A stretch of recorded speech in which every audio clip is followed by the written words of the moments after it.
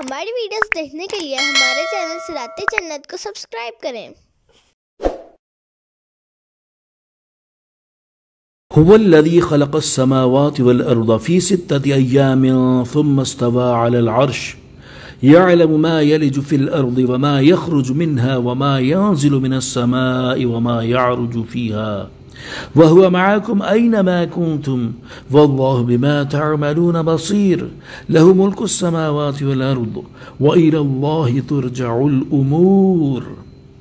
وہی ہے جس نے آسمان اور زمین 6 دن میں پیدا کیے، پھر عرش پر استوا فرمایا جیسا اس کی شان کے لائق ہے، جانتا ہے جو زمین کے اندر جاتا ہے اور جو اس سے باہر نکلتا ہے، اور جو آسمان سے اترتا ہے اور جو اس میں چڑھتا، اور وہ تمہارے ساتھ ہے، تم کہیں ہو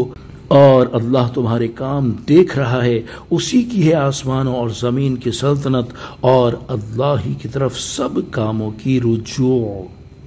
تفسیر صراط الجنان، یہاں سے اللہ تعالیٰ نے اپنی قدرت اور علم کے بارے میں بیان فرمایا۔ چنانچہ اس آیت کا خلاصہ یہ ہے کہ اللہ تعالیٰ وہی ہے جس نے آسمان اور زمین دنیا کے ایام کے حساب سے 6 دن میں پیدا کیے۔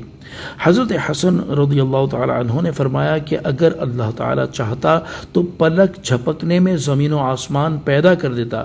لیکن اس کی حکمت کا یہی تقاضا ہوا کہ 6 دن کو اصل بنائے اور اس پر مدار رکھے۔ اور ارشاد فرمایا کہ پھر اللہ تعالیٰ نے عرش پر استوا فرمایا جیسا اس کی شان کے لائق ہے، جو کچھ زمین کے اندر جاتا ہے، خواہ وہ دانہ ہو یا پانی کا قطرہ، خزانہ ہو یا مردہ، اور جو کچھ اس سے باہر نکلتا ہے، خواہ وہ نباتات ہو یا دھات یا اور کوئی چیز، اور جو کچھ آسمان سے اترتا ہے جیسے رحمت و عذاب، فرشتے اور بارش، اور جو کچھ آسمان میں چڑھتا ہے جیسے اعمال اور دعائیں، ان سب کو اللہ تعالیٰ جانتا ہے، اور وہ عام طور پر اپنے علم و قدرت کے ساتھ اور خاص طور پر اپنے فضل و رحمت کے ساتھ تمہارے ساتھ ہے، چاہے تم جہاں بھی ہو، اور اللہ تعالیٰ تمہارے کام دیکھ رہا ہے تو وہ قیامت کے دن تمہیں تمہارے اعمال کے مطابق جزا دے گا۔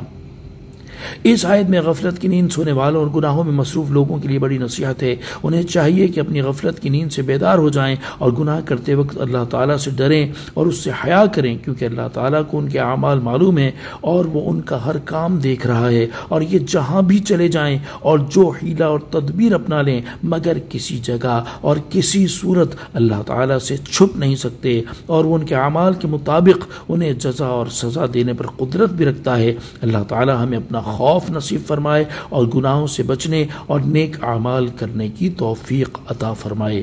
آمین بجاہ النبی الامین۔ یولج اللیل فی النہار ویولج النہار فی اللیل وہو علیم بذات الصدور۔ رات کو دن کے حصے میں لاتا ہے اور دن کو رات کے حصے میں لاتا ہے، اور وہ دلوں کی جانتا ہے۔ تفسیر صراط الجنان، اس آیت کا خلاصہ یہ ہے کہ اللہ تعالیٰ کسی موسم میں رات کی مقدار کم کر کے اور دن کی مقدار بڑھا کر رات کے کچھ حصے کو دن میں داخل کرتا ہے، اور کسی موسم میں دن کی مقدار کم کر کے اور رات کی مقدار بڑھا کر دن کے کچھ حصے کو رات میں داخل کرتا ہے، اور وہ دل کے عقیدے اور قلبی اسرار سب کو جانتا ہے۔ نوٹ: رات اور دن میں کمی زیادتی کا بیان اس سے پہلے سورہ آل عمران، سورہ حج، سورہ لقمان اور سورہ فاطر میں گزر چکا ہے۔ یہاں ایک بار پھر ذکر کرنے سے مقصود یہ ہے کہ لوگ اللہ تعالیٰ کی قدرت میں غور و فکر کریں اور اس کی وحدانیت پر ایمان لائیں۔ آمنوا باللہ ورسولہ وانفقوا مما جعلکم مستخلفین فیہ فالذین آمنوا منکم وانفقوا لهم اجر کبیر۔ اللہ اور اس کے رسول پر ایمان لاؤ اور اس کی راہ میں کچھ وہ خرچ کرو جس میں تمہیں اوروں کا جان نشین کیا، تو جو تم میں ایمان لائے اور اس کی راہ میں خرچ کیا ان کے لیے بڑا ثواب ہے۔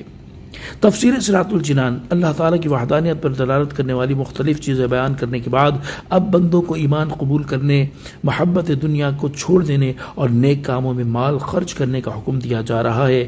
اس آیت کی ایک تفسیر یہ ہے کہ اے لوگوں، اللہ تعالیٰ کی وحدانیت کا اقرار کر کے اور جن چیزوں کو نبی اکرم صلی اللہ تعالیٰ علیہ وآلہ وسلم اللہ تعالیٰ کی طرف سے لائے ہیں، ان میں ان کی تصدیق کر کے اللہ تعالیٰ اور اس کے رسول پر ایمان لاؤ اور ان کی پیروی کرو، اور جو مال اس وقت تمہارے قبضے میں ہے، تم وراثت کے طور پر اس میں دوسروں کے جانشین بنے ہو، اور عن قریب یہ تمہارے بعد والوں کی طرف منتقل ہو جائے گا، لہذا تم اپنے پہلے لوگوں سے نصیحت حاصل کرو اور اس مال کو اللہ تعالیٰ کی راہ میں خرچ کرنے سے بخل نہ کرو، اور تم میں سے جو لوگ ایمان لائے اور انہوں نے اپنا مال اسی طرح خرچ کیا جیسے انہیں حکم دیا گیا تھا تو اس بنا پر ان کے لیے بڑا ثواب ہے۔